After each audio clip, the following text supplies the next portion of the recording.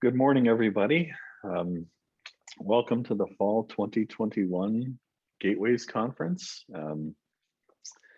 We had hoped we'd be doing things in person by this time, but obviously circumstances are that we still can't do that. I want to say a few words about some of the things you're going to hear during the conference, particularly about the SGCI. And also, I want to say to everybody, happy Halloween. We have been trick-or-treating with the NSF since last Halloween, trying to figure out exactly what the future for something like SGCI is. And some of you know, others may not know, in February of this year, we received an unwelcome rock in our candy bag, kind of like Charlie Brown, that NSF OAC has decided not to fund software institutes going forward. So we won't be having a conventional renewal of SGCI in the normal sense, but we are continuing in a variety of fronts that you'll hear about throughout the day. So does this really mean that when we hear the end of funding, that's the end of the SGCI? Is that really the question? A lot of times we think about our research projects when the funding is finished as that's the end of the project. And you know, we had choices to make as far as SGCI.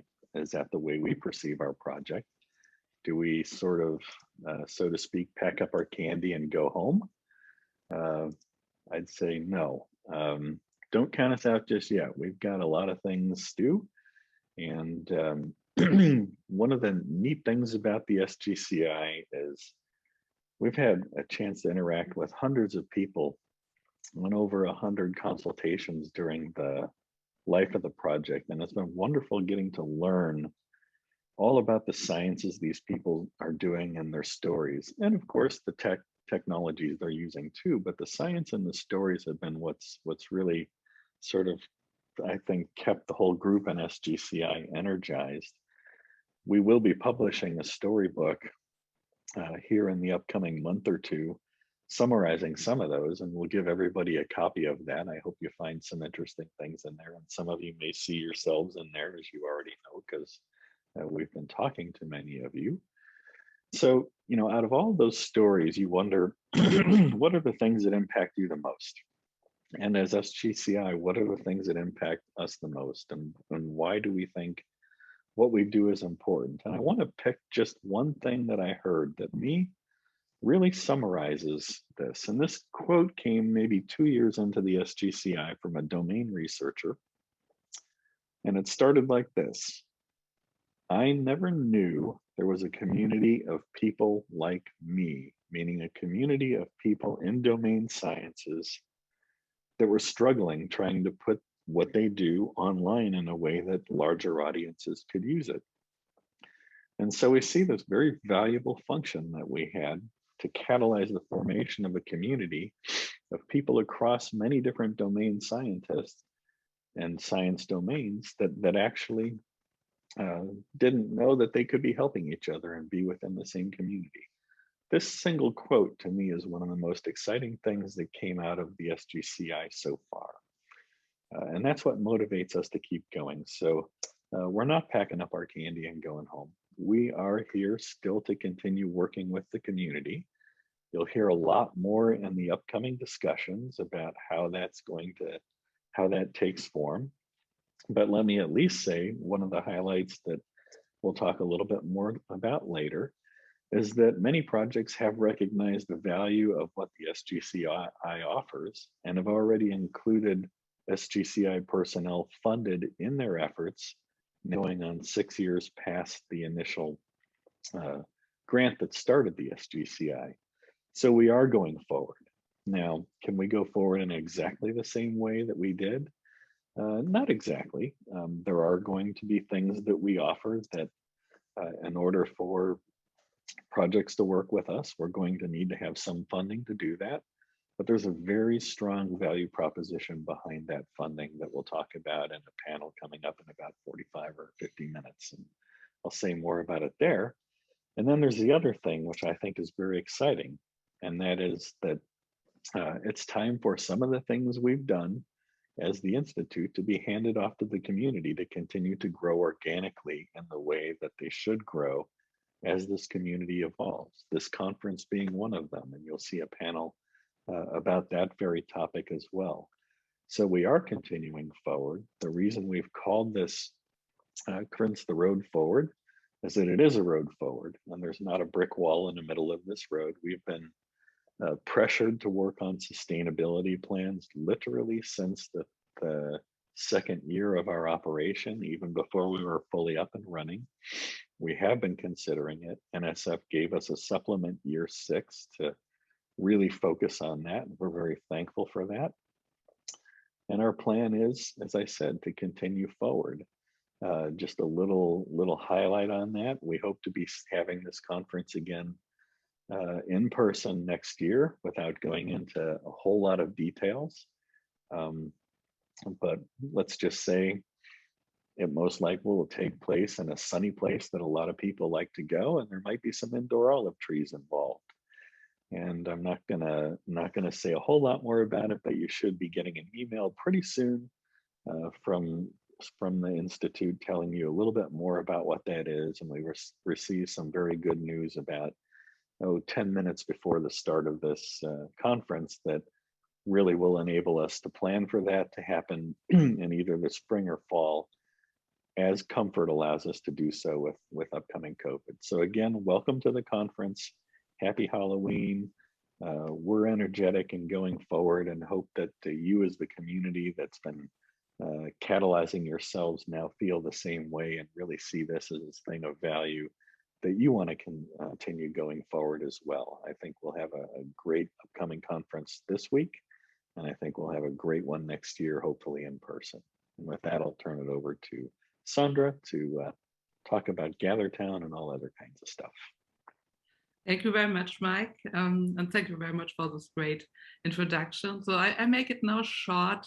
So I hope you all could try a little bit GatherTown. So I will, give a later walkthrough. So what I liked about GatherTown, I know it looks like the 80s. I'm a little bit a fan of the 80s, and maybe you have time to go to the dance floor in between. I think the DJ will play some 80s music there. And try it out. You have 2 conference rooms. On the right-hand side is the main one. On the left-hand side is the one for tutorials and working sessions. So you will use on the left-hand side tomorrow. And there are some nice doors to the beach. There's a beach with real ocean sound where you can have maybe lunch break with some people. And instead of eating your lunch in front of your laptop alone, maybe go to the beach and sit at one of the picnic tables or at the tiki bar and talk with people. And with this, I would like to start with a panel. So I'm very happy that we have this community building panel at the beginning. And let me share my screen.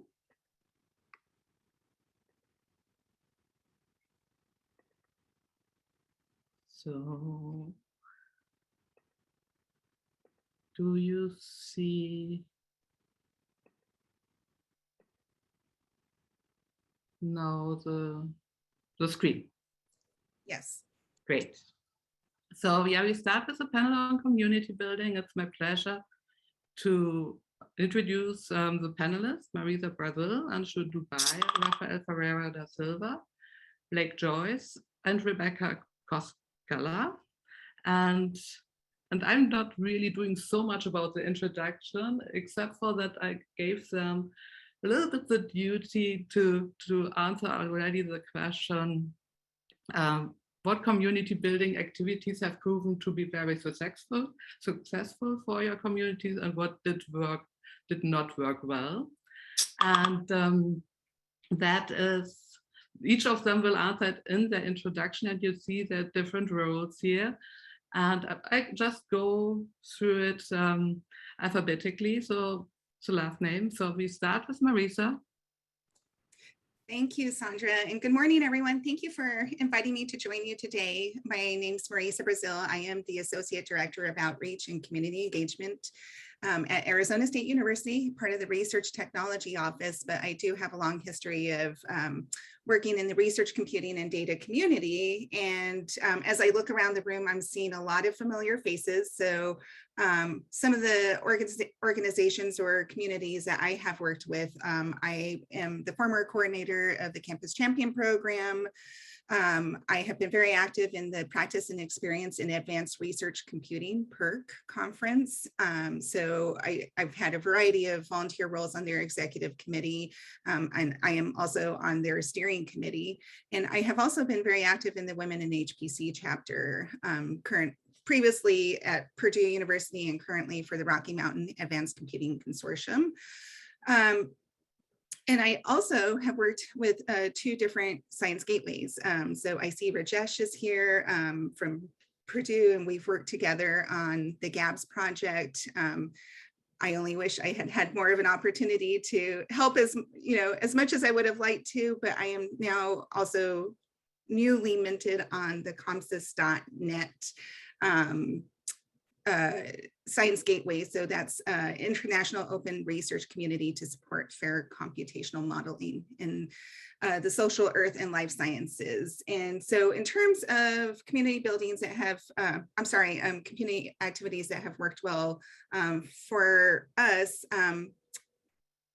with the GABS project, we did create an outreach plan. I think there were some pluses and minuses to that, but it was definitely a great way of being able to visually see your goals and progress.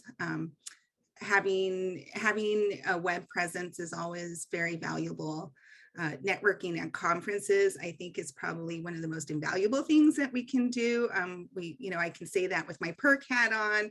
I can say that from the supercomputing hat on, and of course from this community, the collaborations and activities that result as part of your networking at these conferences is absolutely invaluable. From our perspective at ASU, a lot of our collaborations result from grassroots discussions and networking and consultations.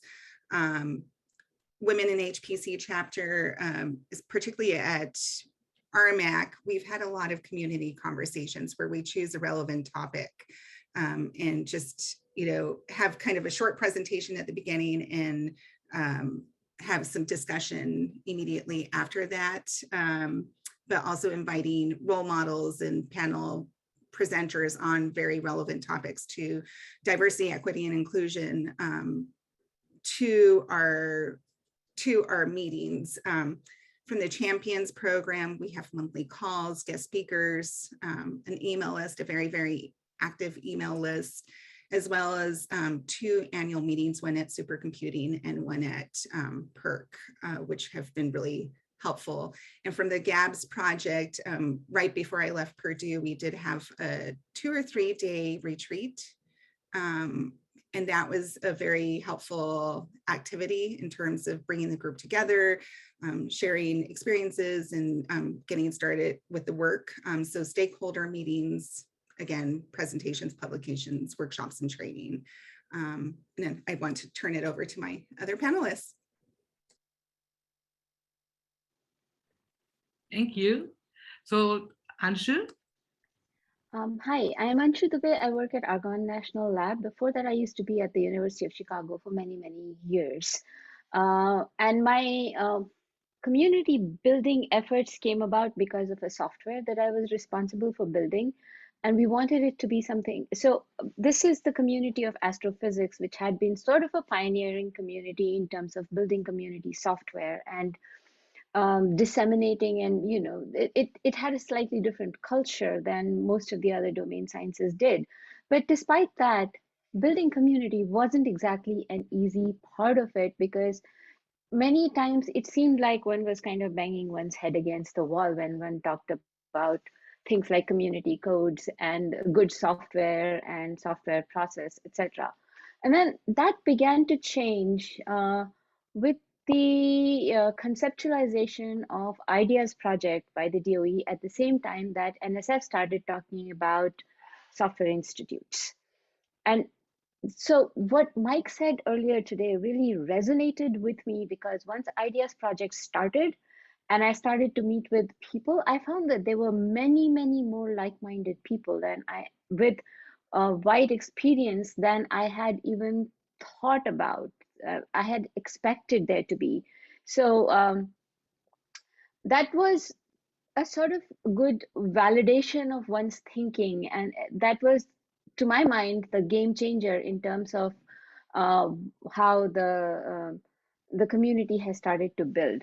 So in terms of what what works, in my experience, I've done, like I said, I've done two types of community building. One is for a specific software in a particular domain, and the other one is building community around recognition of software developers and research software as something to be respected, something to be treated as an instrument in science. And in both instances, you have to make your message appealing, because we work with scientists. Scientists tend to think well of themselves. They tend to think they know everything that is out there. It's kind of hard to change their minds. And so you have to demonstrate success repeatedly. And there's nothing that speaks to people quite like making their science easier on them, making their work easier on them, if only they'd give themselves a chance to let it happen. So that is what basically worked. And then I started doing something that most of my like-minded colleagues didn't do. I started writing papers on things that I was learning with regard to software engineering. And initially, they'd get bumped around from one forum to another. Nothing would get published, but ultimately they started to get published, and they started to actually become a means of communication. So the next time anyone talked to me, okay, you're saying all this we should do, how do we go about doing it? And I would point them to the papers that I had published. And that was great. What did not work really is just putting information out there without proactively communicating with people, without finding means of disseminating that information, because there is lots of good information out there. You cannot expect people to go search for it. You somehow have to put it in their faces before they'll pay attention to it. And also, a lot of the time, what ends up happening is in communication, you misjudge what people are saying. And so when you are trying to talk to people, you have to be sort of paying attention to their body language to see whether this is resonating with them or not, and change your message as you see how it is being taken in. And then the third question that Sandra had asked us to talk about was, and important one is, how do we do inclusion and diversity? And I am a very firm believer that we have to start them really young. And so in terms of within the community, the thing that I focused on is demonstration of intellectual curiosity on the part of the people that I'm interested in hiring. And that is a very good leveler. Because people with all sorts of backgrounds and all sorts of opportunities may have different looking resumes, but if you can make a judgment based upon what's their potential for contribution, it changes how you evaluate people, and you do end up including in your team people that normally, if you were following the normal standards, you wouldn't. But other than that, things that I do is I engage in the outreach programs, and I go and talk to kids in schools, participate in Hour of Code, participate in, there is a museum presentation of science program where the local area museums take exhibits that are generated by science folks and turn them into demonstrations or even exhibits. I've participated in that. Sometimes, the youngsters, teenagers in particular, find me very annoying because I keep telling them, preaching to them, sort of evangelizing the idea that you should do STEM, etc. But that's how I think we can, the only way to increase diversity is to make sure that that people are motivated to stay in these kinds of careers, and that we don't lose too many through the sieves through the years. And with that, I'll give the control back to Sandra. Thank you very much, Anshu. Oh, and I forgot to mention at the beginning, please put questions in the chat or raise your hand. I prepared the panelists that I will interrupt them, or we take the flow if there are already questions, so don't be shy. So the next panelist is Raphael. Take it, Raphael. Yes. Hello, good morning. Thank you for the invitation. Very nice to see some familiar faces here too. So I'm Rafael Ferreira da Silva. I'm recently moved to the Oak Ridge National Labs, so I'm a senior research scientist there. But before I spent a long time at the University of Southern California, so not too far from UCSD. I'm still in LA. So I came mostly from the scientific workflows community. So it's a more systems community, but we engaged with users, with facilities. We engage also with the system developers and other tools developers too. So I've been working on a project called Workflows Array for the past year. So basically it started as the idea of developing a common workflow research infrastructure for allowing people to develop and test and evaluate their workflow systems. But then once we started discussing with the community, we saw that actually the community was completely disjoint. And we said, okay, we need to put something together, bring these people together, because as most of you know, most of the softwares, people keep working in silos. And we said, okay, it's a little bit weird that we keep reinventing the wheel again and again and again. So we decided to create kind of summits. So these are events that we bring the community together to discuss about challenges, opportunities, what it's missing, where we should go. And I know it's not, it looks like another conference, other people are going and meeting and discussing, and then there is a report and we are done. So to change a little bit that and answering the first question of what it worked is, the idea with the summits was really to bring some experts to lead some discussions, of course, have breakouts, but at the end, not only write the report, but it will be a report that is from the community to the community. So one decision we took in the beginning, and some people found a little bit weird, was when you're going to write the report, actually all participants of the summit that we had, about the first one was 40 something and the second one 17 something, all of them were authors of the report, and all of them that had the opportunity to go there and contribute to the report. And the idea was still to have one common vision of what we could do together. But people could individually talk to other people, collaborate, and decide which pieces they wanted to work on. But maybe the main idea was try to avoid having these kind of separations that people say, oh yeah, I'm doing that, and now there is this fun in here, so I'm a competitor, so I have to do the same thing, I need to do it better. So there are several issues that are still raised, and I think what doesn't work well today is still the funding model. It's too competitive, and bringing people, to try to do their own things on silos and show that they can do better than someone else, instead of try to put the community together to work to solve a common problem. And with that, I send back to Sandra. Thank you. Thank you very much, Raphael. So, and I give the word to Blake. Hey, good morning, everyone. My name is Blake Joyce. I am the data science manager of research computing for the University of Alabama at Birmingham Information Technology. So I'm actually a scientist by training. My background is ecology, and then I got into molecular biology to understand ecology, and then I got into bioinformatics to understand the molecular biology, to understand the ecology. And then I got into code and computing to understand the bioinformatics, to understand the molecular biology, to understand the ecology. So really my job is to help other researchers make that journey, and which is turned out to be a very fun and interesting job. Before I was here at UAB, I was at the University of Arizona, and I was part of the research computing group there in much the same role as the assistant director of research computing.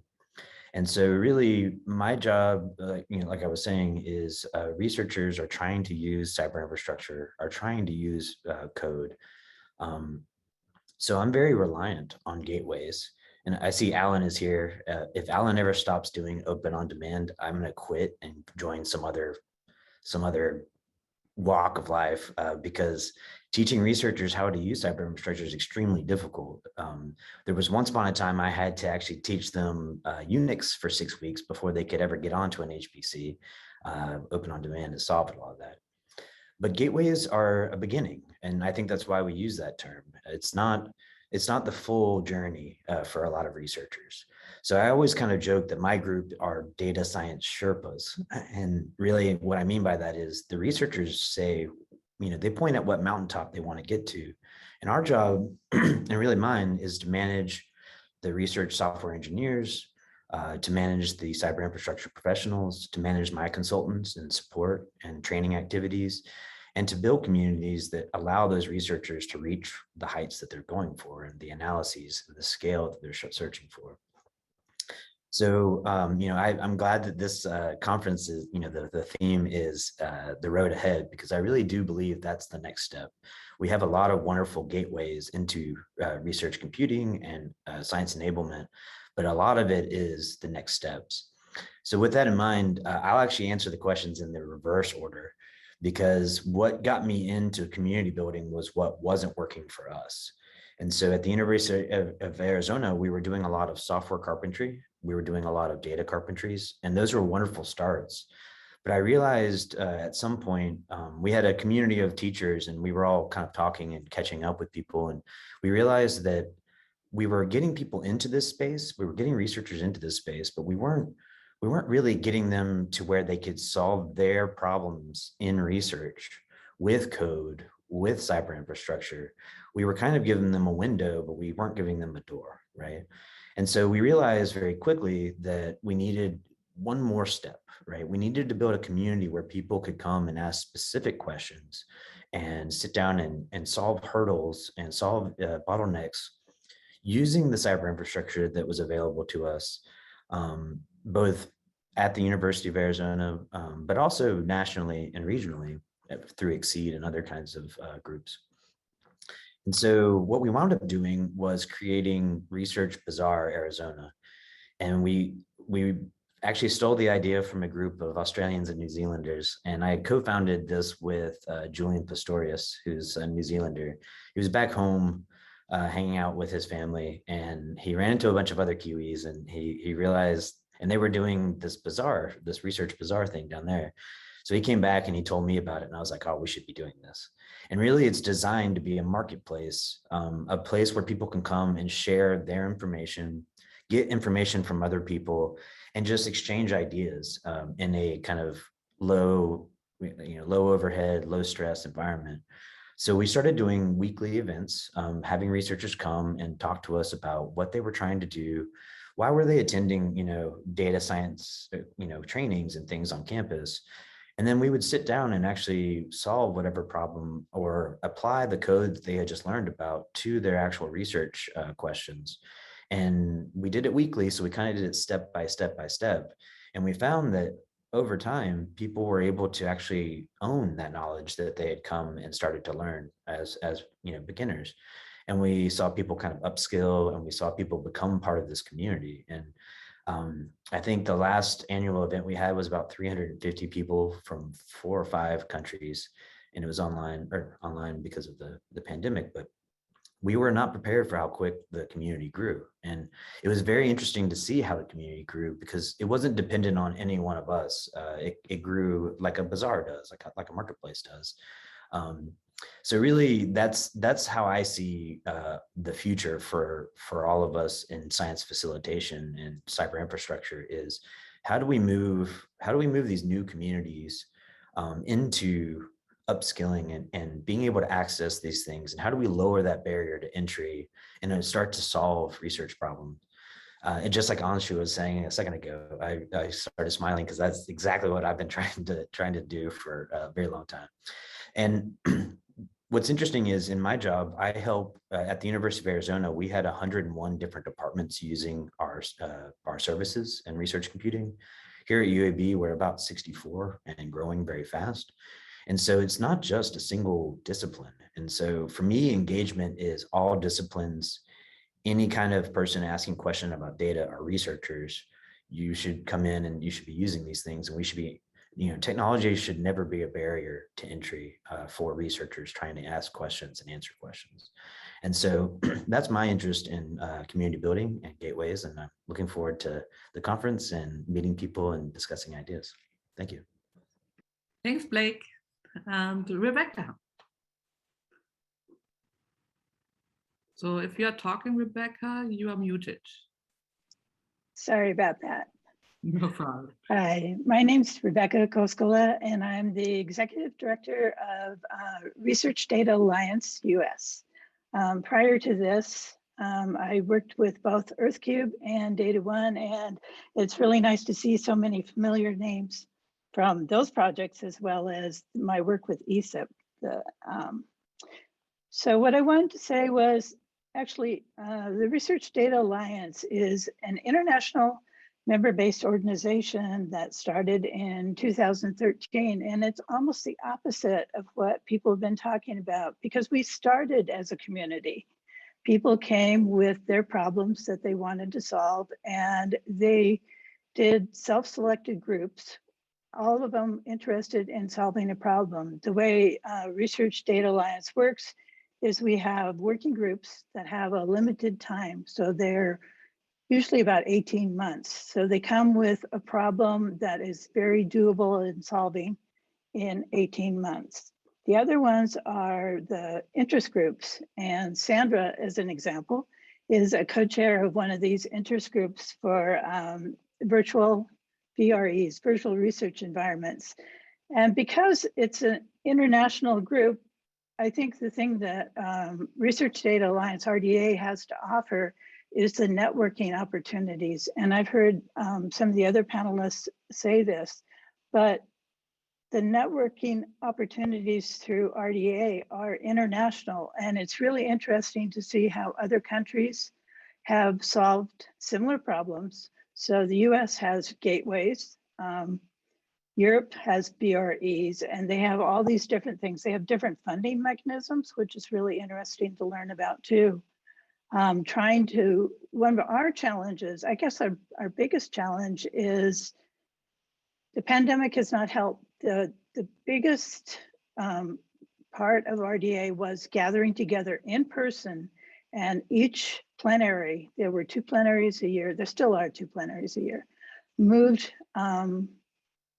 around the world, so that you are always meeting new people, and it's an opportunity for the locals to actually join an international group.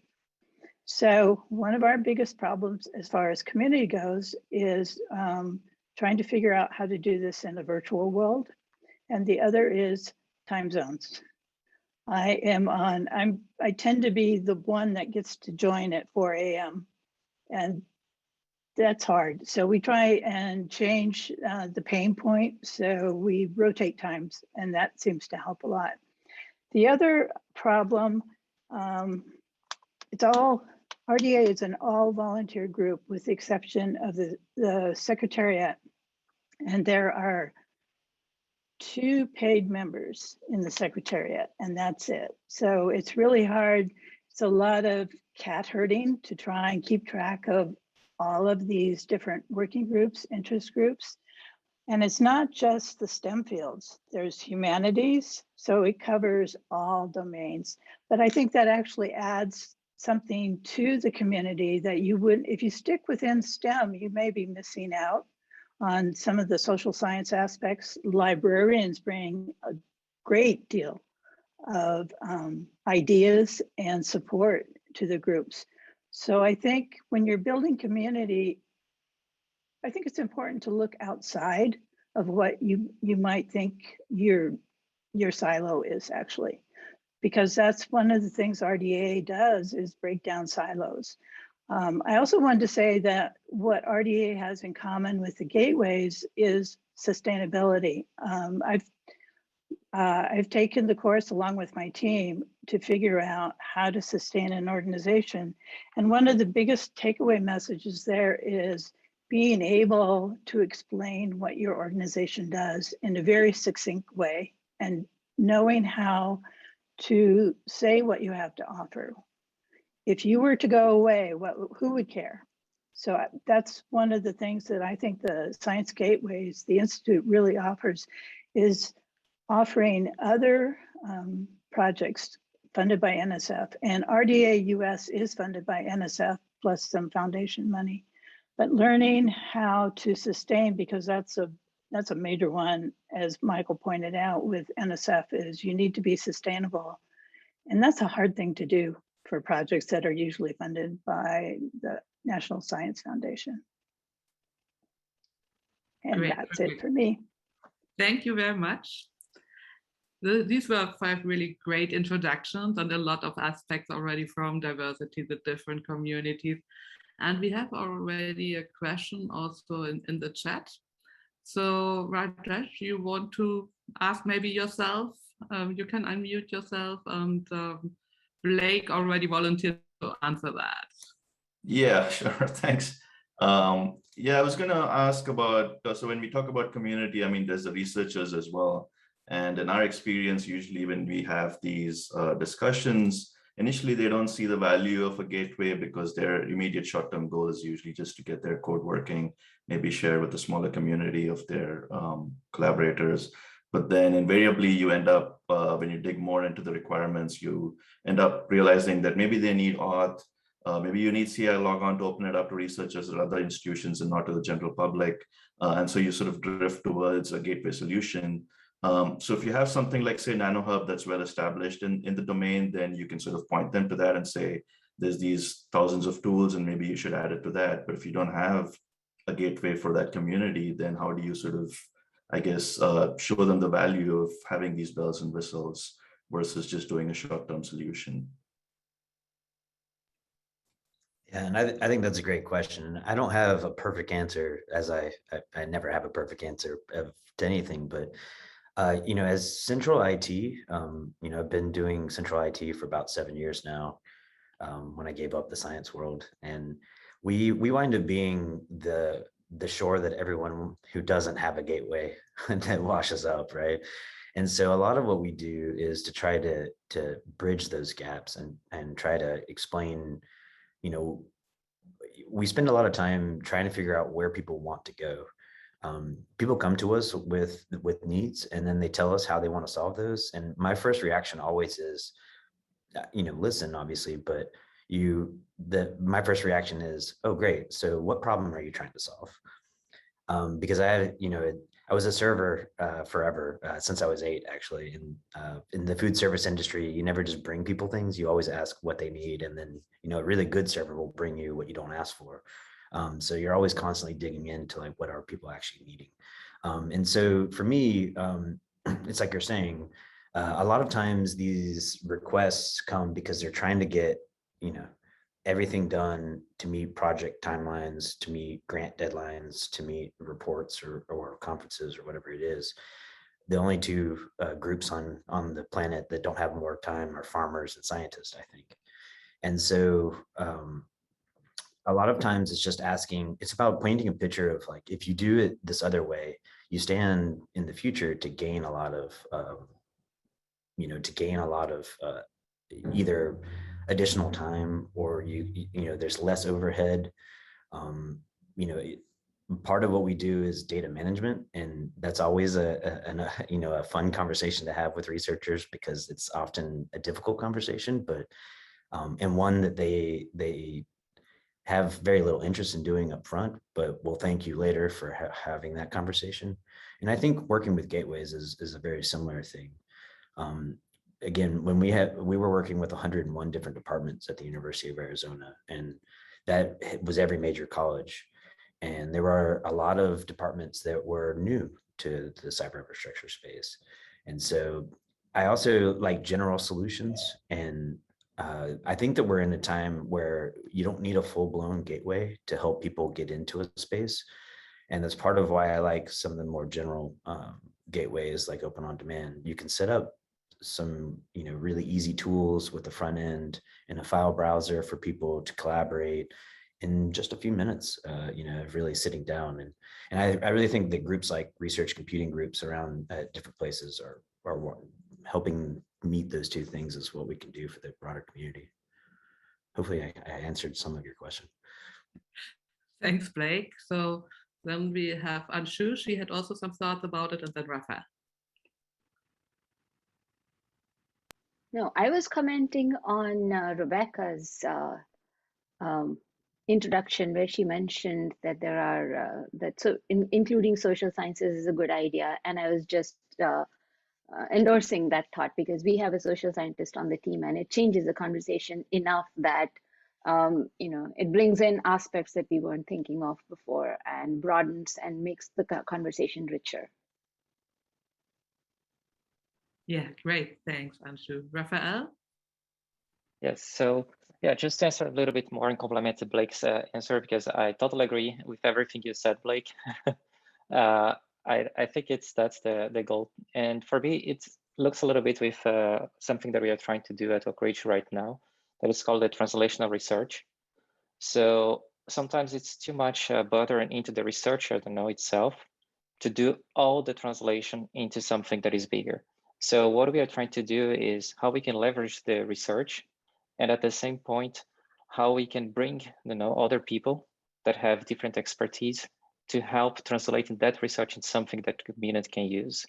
So it's removes a little bit the burden for the researcher, to have and say, okay, I developed this thing to put on my paper or put on my grant, and I don't want to have to do all the work, to make it available to others to use. It's nice, but some people say, yeah, it's too much work, I don't want to do it. So sometimes having a process in place and with people that are willing to help and providing the right expertise might help. At least is what we are trying to do. Thanks, Raphael.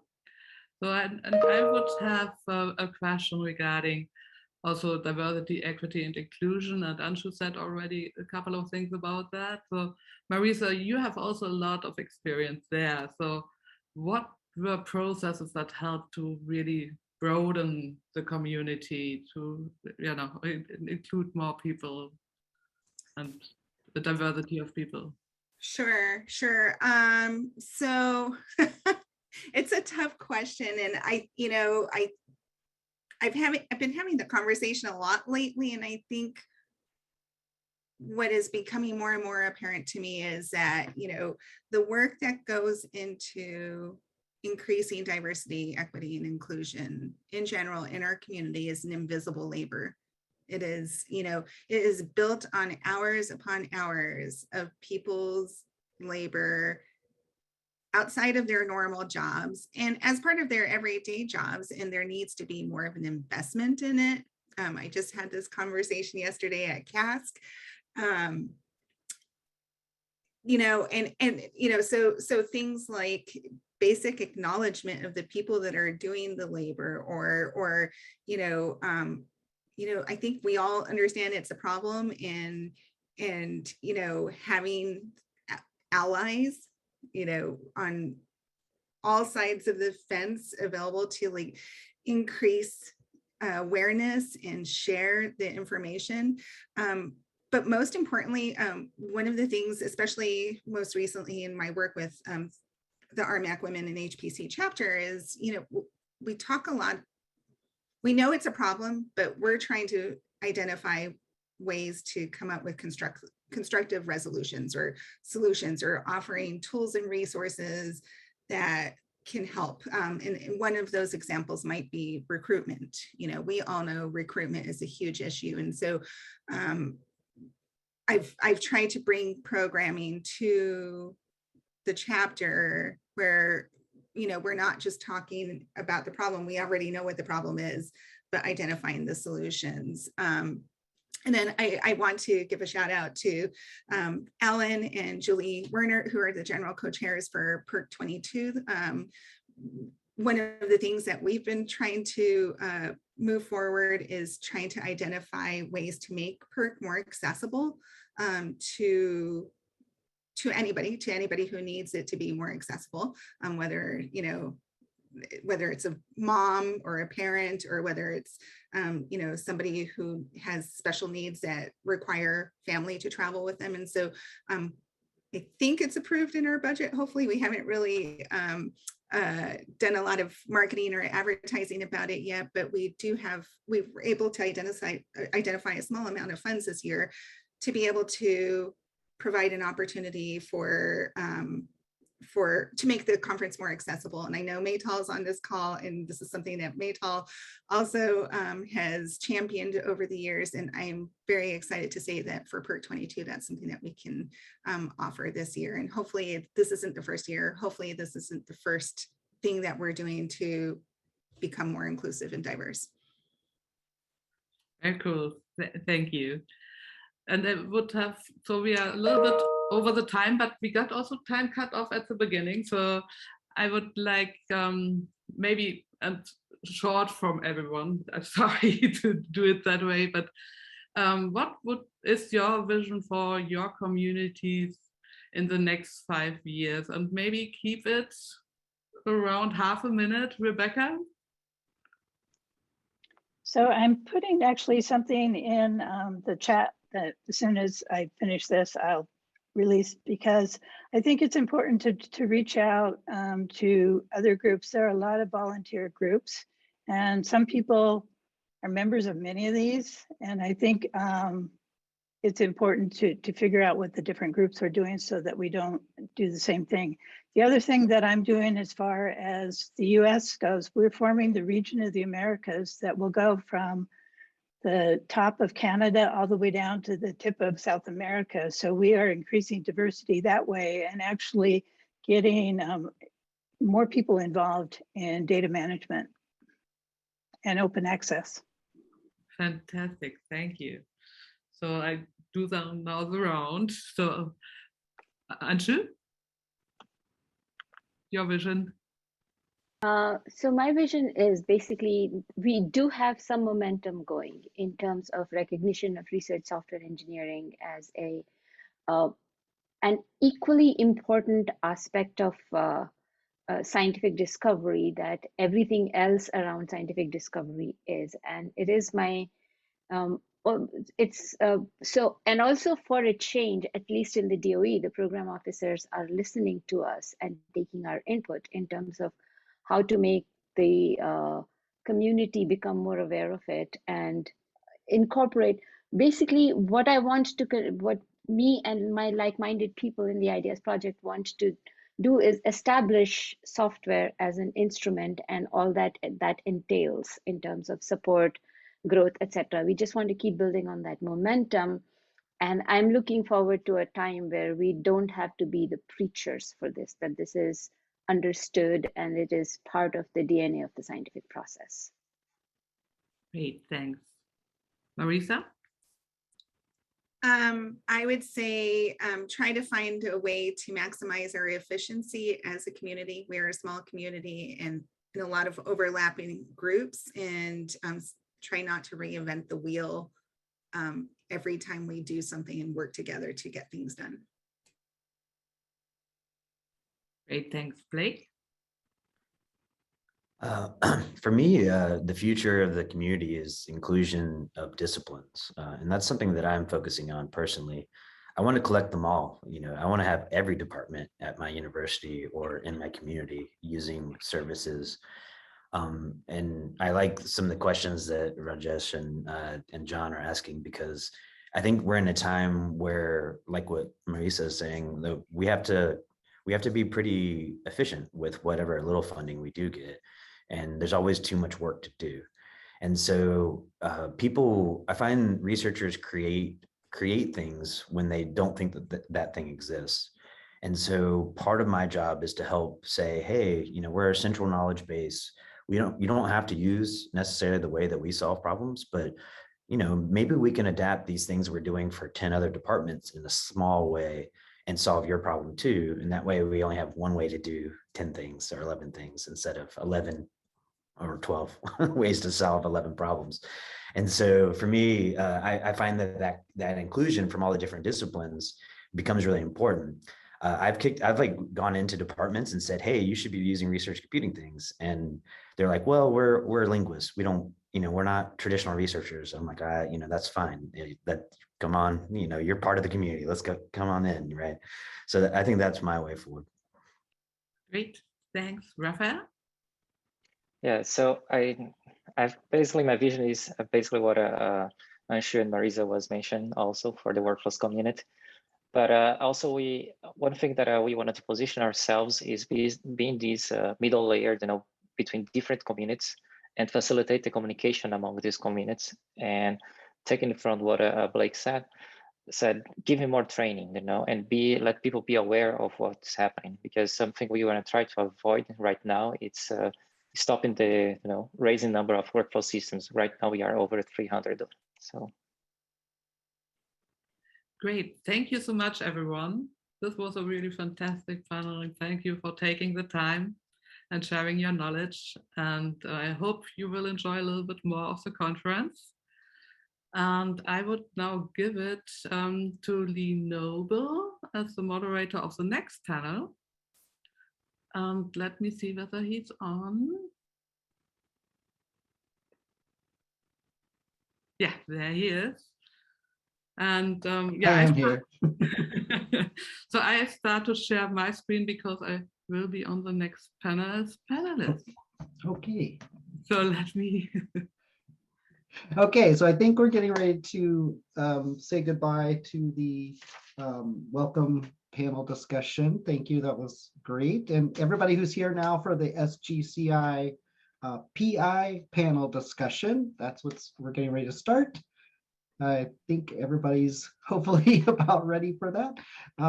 So if you have questions for the SGCI PIs, now is a great time to start getting them ready. And we're going to hear from them. And if you have questions, you can either put them in the chat. I'll watch for that. You can also raise your hand using the reaction buttons, whichever's easier for you to get your question in. And we'll see how many we have time to answer. But first, we'll have a little bit of presentation. Okay, are you ready, Sandra, to start? Yes, so. Okay, I'll pass it on. Mike will start.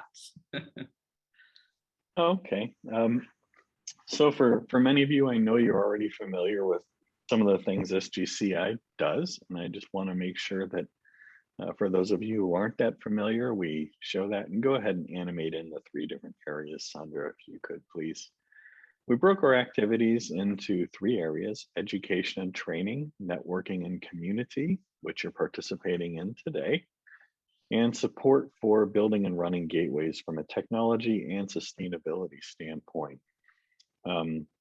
We had great successes. You're going to hear from many of the other PIs and a lot of these areas. Our student programs have been great. Focus Week, our conference has been a wonderful experience for many of us, and the tech consulting and sustainability consulting as well.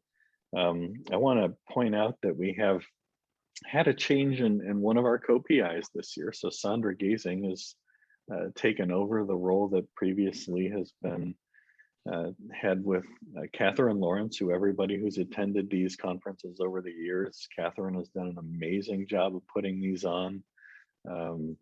We really miss her, but she's with us today, I think. And Sandra's stepped into a hard set of shoes to fill in helping with this. Sandra, you want to move forward? So just I wanted to give a bit of a view of what we've done over the past time here. And these are a little out of date in that they cover the first 4.5 years of the Institute, but you can see by the numbers, we've done a huge amount of work, and we've had a lot of attendees at our events here, almost 3,000, maybe 3,000 by the time we're done here. We've produced a large number of research products. We've had great workforce development and student engagement, especially on the underrepresented group side. We've done a bunch of consultations, as I said in the intro, and learned a whole bunch of interesting stuff and met a lot of great people. Sandra, go ahead one more. And I mentioned we have a value proposition, and we've worked hard to document on the consulting work what that's done for people. And in the lower right corner here, I want to highlight that our exit interviews have shown that we've helped groups have about a 7.4x or at least a 7x improvement in the amount of time it would have taken them to do some of the things that they've done on their own, had they tried to do it on their own. And you can see also here that we've participated in a large number of funded projects. Many of those projects, as I mentioned during the opening, dedicated funds to us in their proposals. We've had our staff written in out of all that funding for a total of about 6.6 million, and 2.6 million of that has been awarded.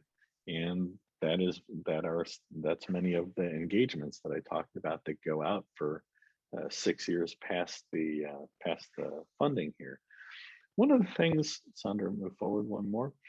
One of the things people don't typically want to hear about in NSF projects that are very science-based is what's the return on investment. But we felt it was important to document this for SGCI. And just if you look only at the technology consulting work we did, and you apply this 7-factor speed up, over the life of the Institute, we've invested about 3.7 million of our funds in that activity. And that scales up to about $27 million in potential savings for groups that would have otherwise been left to their own devices. And even this 2.6 million of additional funding would add almost another 20 million in potential savings to that. So we actually feel good about the fact that not only did we have a science impact, but we had a great return on investment, I think, in many of the things that we did. Sandra, go ahead. We also fulfilled a mission we had from the start, which was to go outside of just NSF projects. And we've participated in projects with almost every federal agency that exists, as you see many of them listed here. Sandra, one more. In terms of that science impact, it's amazing the impact gateways are having. Just the client gateways that we serve, and that's not every gateway that's out there, have been cited over 47,000 times. It's amazing that gateways are having this impact on science that's being recognized in the literature. And the people who participate in those have a huge number of publications and a great deal of secondary citations on those publications. So gateways are impactful, and those of us who help people with gateways have great impact on that science enabled by gateways. One more, Sandra. So what's the status with SGCI? I alluded to it at the beginning. I believe we do have a vibrant community that's outspoken about that community of people who are into gateways. As the Institute, we have this ongoing stream of paid engagements that we will deliver on and continue to work forward. We will retain the SGCI identity, and we plan to continue as a sustainable entity in some form post-supplement year. It's been on the plans for a couple of years, and we plan to do that going forward. But there are things that we're not going to be able to do anymore that have been heavily subsidized by some of the NSF funding we had. So you can see here a column of things that relate to some of our community programs that we're going to have to taper a little bit. Why we're here today, well, a lot of the reason why we're here today is the center column here about modifying and self-sustaining some of these things, like our conference, like our focus weeks that have been very popular, like our education programs and workforce development. We got activities underway to hand all of these things off to a community to hopefully self-perpetuate many of those things. And then in the last column, we can continue to provide the kind of services we provided with that strong value proposition and consulting and internships on a paid basis. And one of the new things we've done is we've taken this tech forum activity that Maytal Dahan will talk a little bit more about, and are morphing it into creating a gateway platform that's based on all of the things we learned over the last 5 years, and offer that as an option for people who want to have gateways, don't have the budget, have a staff to run it for them, and we can provide that at a fraction of the cost. One more slide, please. So as you think about this, this paid operation of SGCI, it is backed up by a strong value proposition. But one of the things we learned in all this time was how difficult the staffing issue is for small to mid-sized projects. And all of the things you see here about staffing are difficult. Hiring staff is hard. Figuring out how to have a promotion pathway for them when they're just part of a small team is difficult. Figuring out how to maintain the currency of their skills when they're not around a group of people constantly learning about those skills. Staff attrition, a lot of times we hire staff to build custom CI. and they go away, and then we wonder, what do we do with the efforts of the folks who created that stuff? So SGCI is a form of continuity of staff for those that want to use it. We have a large number of people that work on gateways every single day of their life. And we are open to offering those to folks out there that need that kind of help, want that kind of continuity, want the sustainability that comes along with that. And you get the specialized staff you need in the small slices that you might need them. You know, you may not need a full-time security person, but maybe you need a little bit of one for a little while. And that's some of the things that we're able to provide and will continue to provide. And we do like to say that we're among the best at what we do. And there's a lot of you out there that are among the best at what you do. But that's sort of our view initially here going forward, as we look to have some additional funding to come back to subsidize some of the activities that it doesn't make sense for the community to try to pay for themselves. And I think that's my last slide. Yes. Thank you, Mike. So I'll jump in. Hello, everyone. My name is Claire Stirm, and I'm the Deputy Director of the Incubator. So just a little bit more about what the Incubator does. As Mike mentioned, we provide these slices of personnel time for consulting services. We've offered 90 consulting services since the start of the Institute, and 47 of those have actually been with usability, looking at usability reviews for science gateways. We've also offered sustainability training with our Focus Week and Jumpstart courses.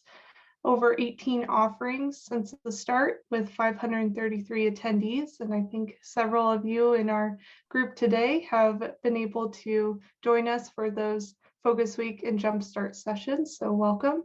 And a part of that income as well has actually helped us improve our curriculum for different audiences that have taken these courses. So we've had a bit of income in the past couple of years to help support additional trainings. And as we jump to the next slide, we have our forecast for year 6 and for following years of SGCI for the incubator. We have recharge rates for usability and sustainability consulting. So if you would like to incorporate that personnel into your budget, that is an opportunity that we are offering. We also have our usability team conducting interviews of past usability clients, really to understand what UI elements they were able to improve based off of that study and what additional support would the gateway need in order to continue making those improvements. We also have our Jumpstart sustainability training, that short course available December 6th through the 8th. Register by December 1st if you're interested. And we're also exploring an in-person focus week for the spring of 2022. So that's a bit about the incubator, and I'll hand it over to Marlon. Okay, great. Thank you, Claire. So I'm Marlon. I head up the extended developer support component of SGCI. So our mission is to help create new gateways and help make existing gateways better. So if you have an existing gateway, you want to add major new functionality, or if you had a usability consultation from the incubator and you wanted to implement it, we would help you do those things. And we did this by providing 6 to 12 months technical support for clients from very experienced engineers, developers, et cetera. And that 6 to 12 months would be at 25% of a consultant's time.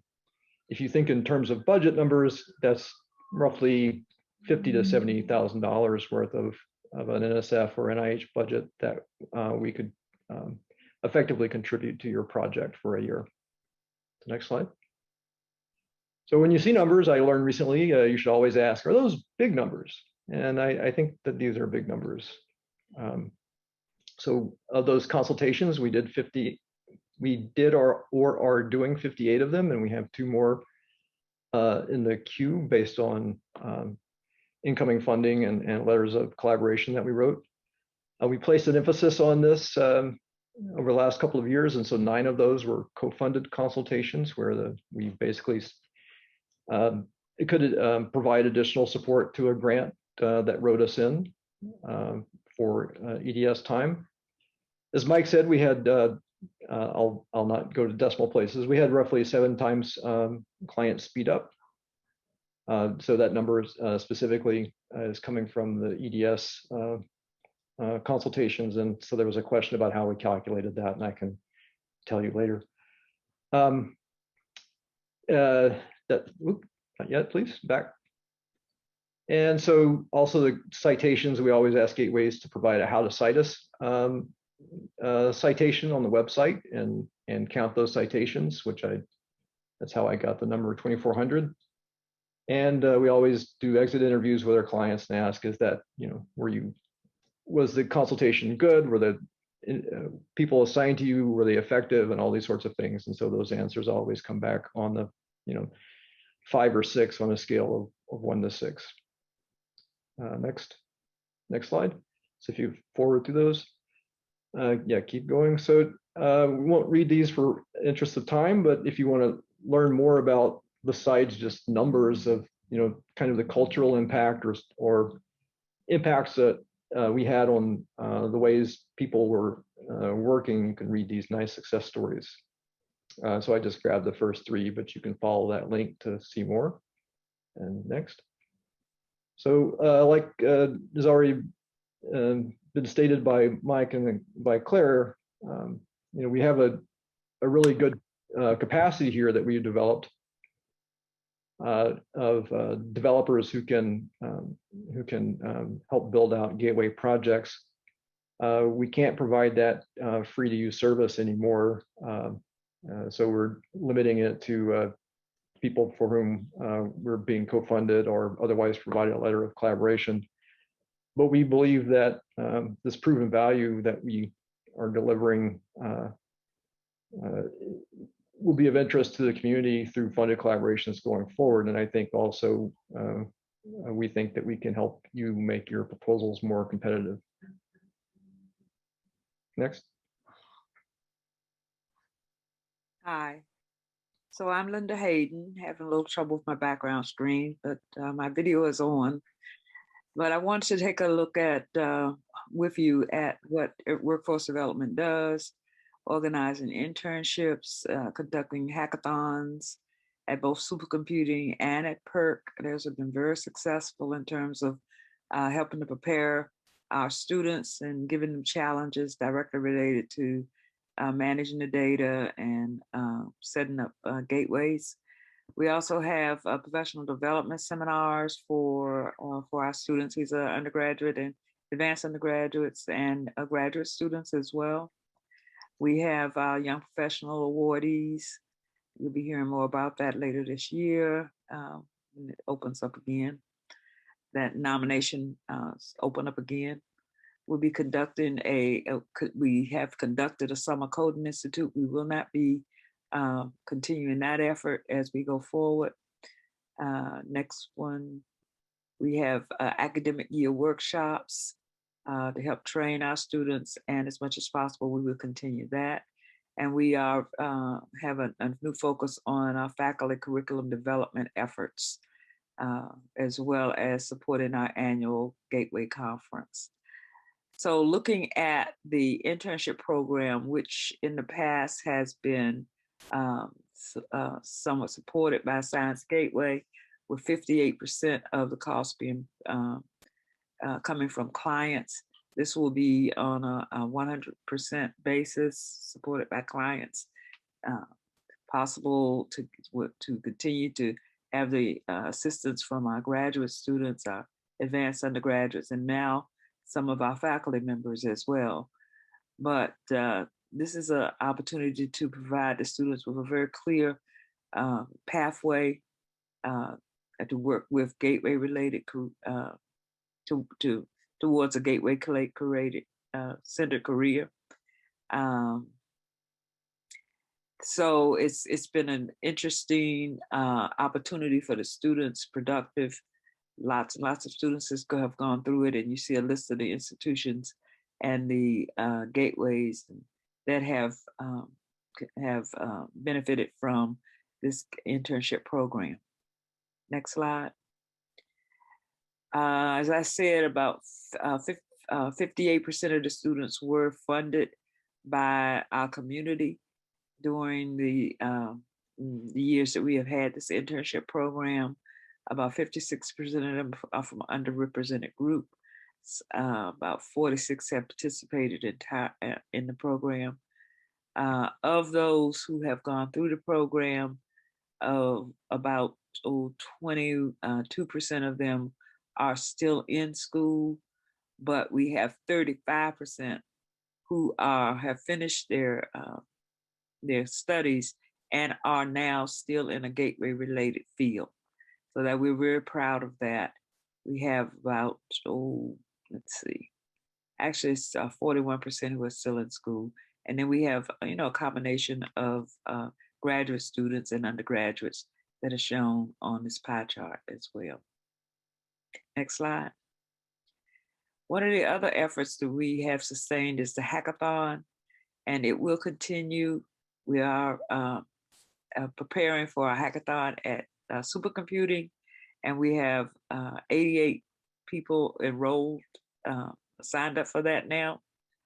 That's a combination of participants, the numbers in the 50s, and people who are serving as mentors from our community, who are coming up with the challenge problems, who are agreeing to co-mentor a team. We usually put 2 people to a team, and to judge. And we still have a need for some judges, as a matter of fact. So this is a call. If you are interested in working with us on a hackathon, this hackathon coming up and in the future, then we look forward to hearing from you. As I said, we still need judges, and hpc.org, HACKHPC.org is a link to that site to tell you about the hackathons that we've conducted in the past and the ones that we are preparing for.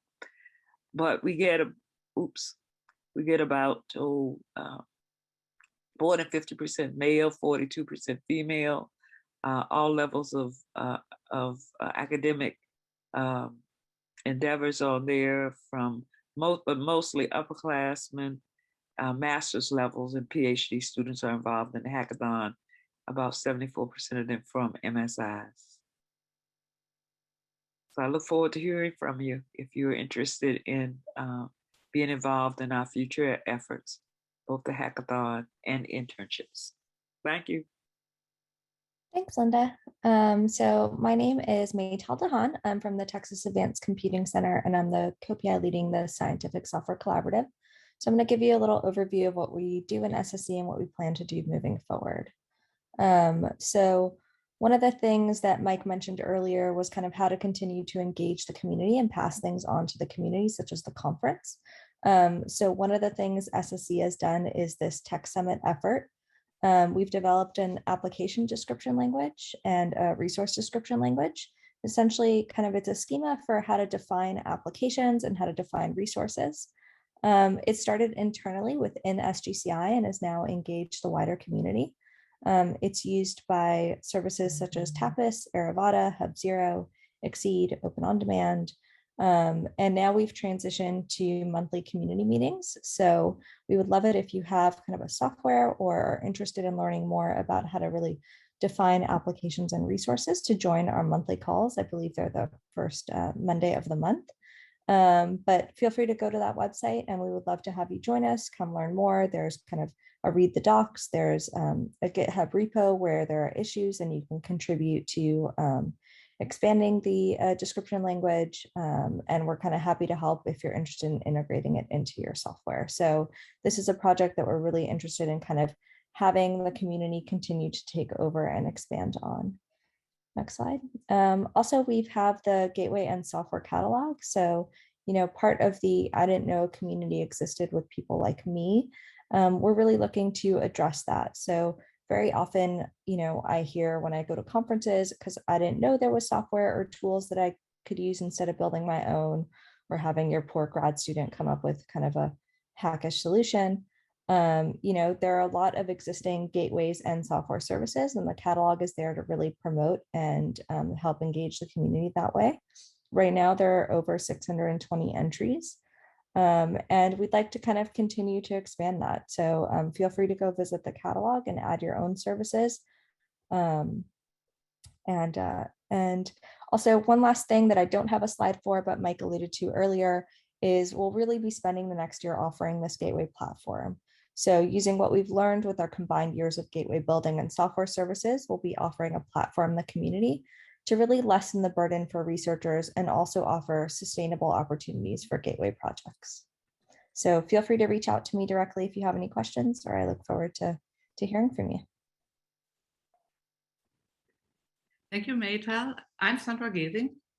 I'm from the University of Illinois in Chicago, the Discovery Partner Institute since July, and I'm also a co-PI since the end of July of SGCI. So I was lucky to inherit really fantastic numbers from Catherine Dorrance, who led this area until the end of July. So we had the handover then.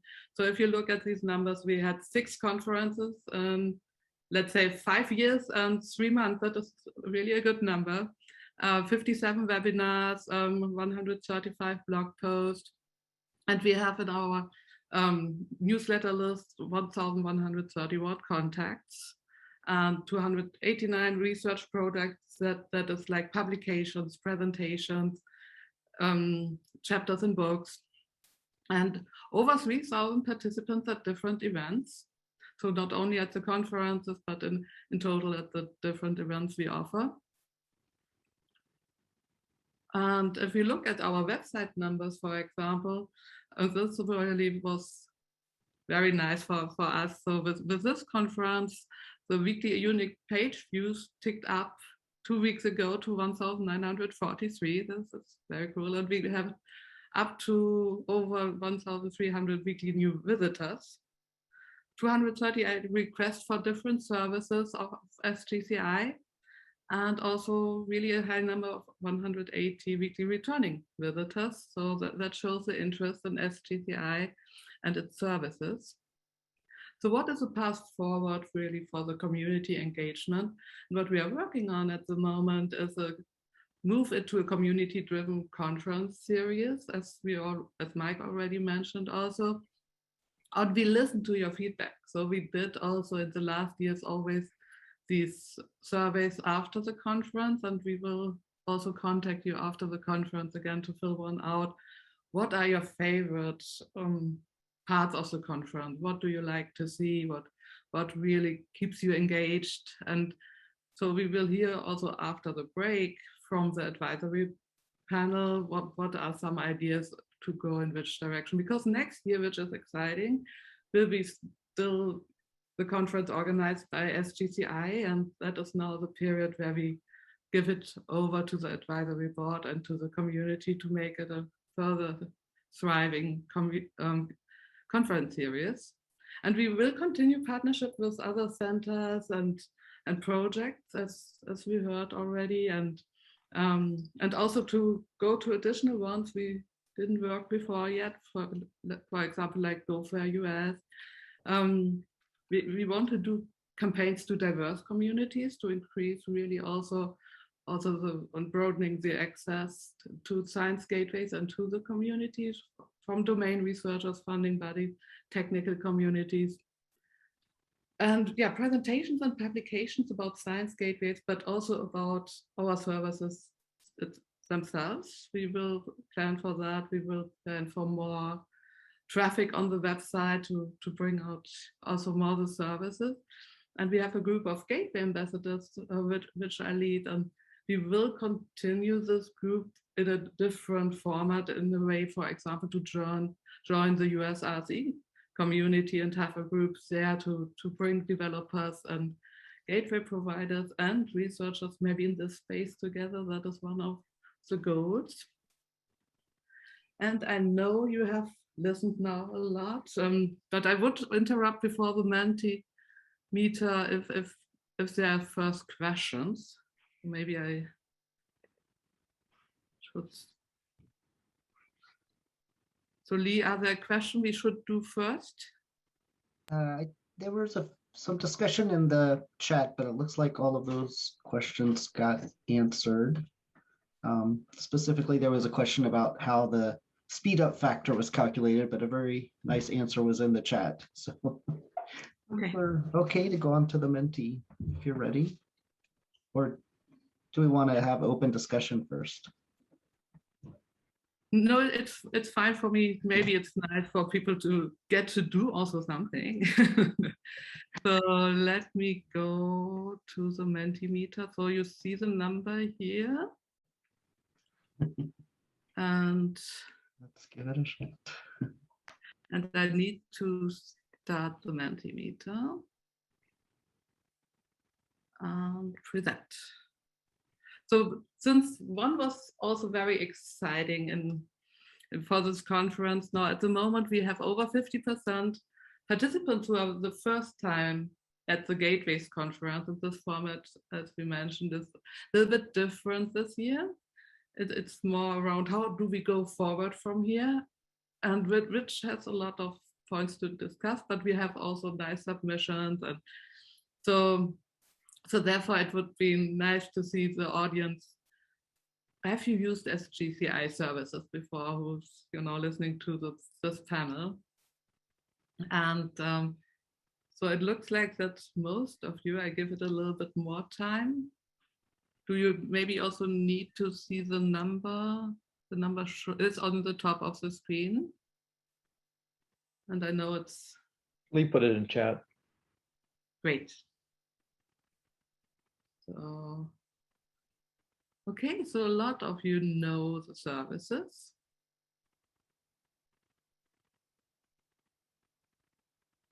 So I will go to the next slide.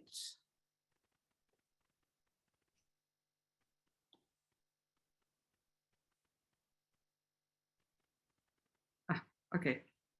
So that might be something. Which services would you be interested in? Have you used before? So for people who haven't used the services yet, but also for those who say, oh, I use a couple of services, but I would really prefer to use one of these again. Okay, that is also interesting. So the technical consulting is picking up. Go, go, go. Yeah, sustainability is now going. Maybe but if also the student internship, sorry, yeah. I was going to say, if you put other, maybe you could say what other was in chat. So I just put other if people think like, oh, what I want to have a service from SGCI is not listed under the 3. So I didn't give an example. I only wanted to ask people, if you have an idea for something where you really have a pain point at the moment that it's not under the 3 categories, then you can ping the other. Okay. So we have a nice letter there. Very cool. So technical consulting is definitely, but also for the student internships that people are very interested. I love that. So let's go for the next one. Somehow my screen is not reacting. That is fantastic. Oh, good. No, sorry, it was just too slow. Okay, which format for training, for example, is your favorite? So if we continue training for sustainability, or let's say technical advice, but maybe also technical training, what would you like to do it on site, at a location? Would it be great online with live interaction, like tutorials, like we had them yesterday, something like a really massive open science course, or more the self-study that you can see when you have time for it? Or is there something where you say, no, these formats, I prefer other formats? And I would be really interested to hear from people who are clicking on other, maybe to put in the chat or unmute themselves to tell me what is the other format in training you really like as your favorite.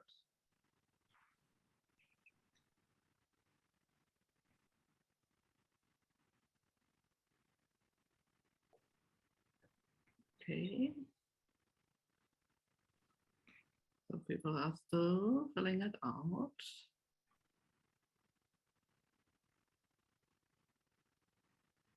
Okay. So the next, So this is very interesting to see that a lot of people like the on-site. And yeah, it's, you know, and also online with live interaction, of course. So I think that has been changed a lot with COVID, of course. So something is not working here for me correctly. Or I have too many scripts. It's a things at the same time. Okay. So which format do you like to interact and be updated about a project? So that is the kind of finding out, do you like more the newsletters? Do you prefer to have a short message on Twitter? Do you like it when you can just go to a website? So that would be of interest for outreach. What kind of different measures you would prefer and interact with?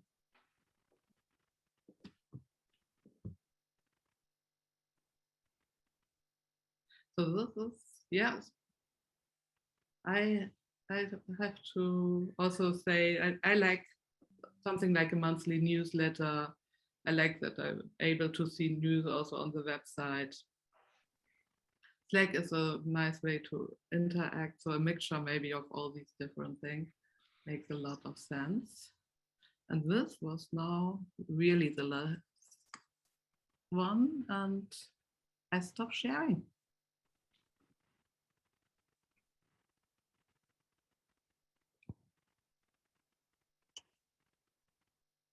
Okay, do we have any questions right now? And we're almost we're kind of at the end of time, but we started a little bit late, but we have a break. So maybe if people have questions, be a good time to field those.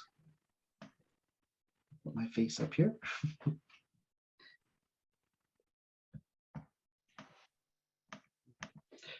Well, I suppose I can ask the question. I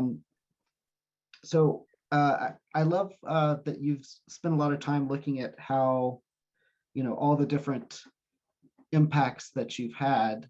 Do you want to continue as many of those as you can? I know you said you're going to kind of discontinue some things and continue other things.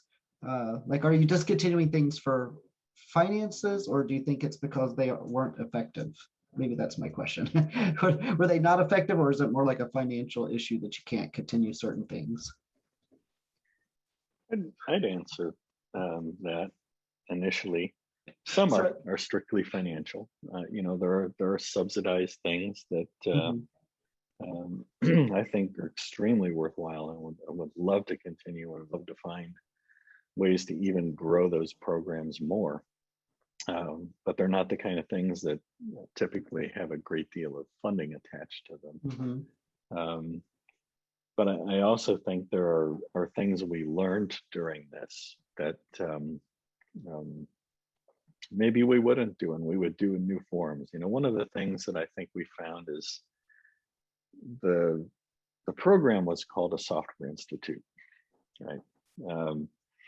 In a way, I almost wish it had been called something else, like a Capability Institute or something like that, because when you put the label software in front of things, I think you encourage that being the sole emphasis of what you do.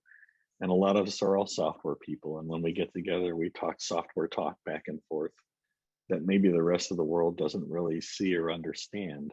And gateways are all about providing capabilities for people. And they don't really care what software was used in the implementation of those gateways. So I think as we look forward, the kinds of things that we're interested in doing is transcending the notion of just dealing with software and dealing with new capabilities for the communities. And those aren't always just new science, right? We've seen and we've heard in the panel on community building that community building is a difficult issue, and gateways need community to thrive as gateways, communities using those gateways. And so when we look to the future, one of the things I think we see as a very interesting activity is how do we catalyze the coalition of more gateways together And how do we catalyze people who have small gateway needs to join larger gateway efforts, even if the software approaches they wish they could take are slightly different,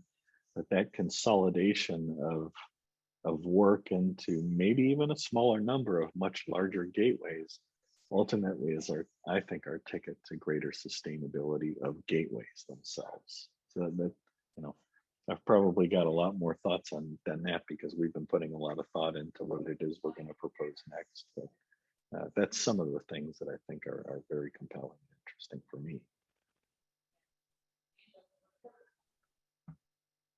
I don't know if the rest of my co-PIs here have other things they've learned. I know they have. We do have a question in the chat now. It's from Jeanette. I don't know if Jeanette wants to unmute and ask it, or if I should ask it. Jeanette, sure, as long as you can hear me. Sure. I was interested in hearing more about the application description language, if possible. I saw that that you put the links up, and I just wanted to understand a little more about how widely adopted that's been. You mentioned that there are a number of different platforms that are starting to use it. I wonder if you could just make a couple more remarks about that. Thank you. Sure. So as you saw, I posted the links on there. So right now, it's kind of a pretty early project. It has been integrated into production versions of HubZero, Aravada, and Tapas. In addition to Exceed is using it to define their resources within their APIs. And I believe Open On Demand is using it or in the process of using it as well. So kind of right now, I think we're on the 3rd month of really kind of pushing it out to the community. So I'd really love for, folks to kind of join our monthly calls, even if it's just kind of to ask questions, to tell us a little bit about your project and say kind of, does this fit in? Will this meet our needs? I would love for the community to kind of get more engaged with the application description language. If you look at the GitHub, you kind of can see, you can kind of take a look at the code base and look at the different kind of the resource inventory and the application descriptions. And then we have a whole read the docs that you can go through as well. So if you have specific questions, I think we actually have some of the developers on this call. I think they can also unmute and answer, but since we're running pretty low on time, thank you. Claire posted kind of the info about the monthly calls. So that really gets you in the room with the actual developers and is a perfect opportunity to really dig into more of that. So I would love it if you joined our next call or feel free to ping you and I can put you in touch with them offline and email. Super, thanks so much for that. We'll take a look, appreciate it. Okay, well, I think we should stop for the time, and thanks to all the PIs for talking about SGCI and the path going forward. And I think the next thing starts at the top of the hour, which is an advisory board panel for the Gateways Conference. So if you want to talk with the panel about the conference going forward, come back for that.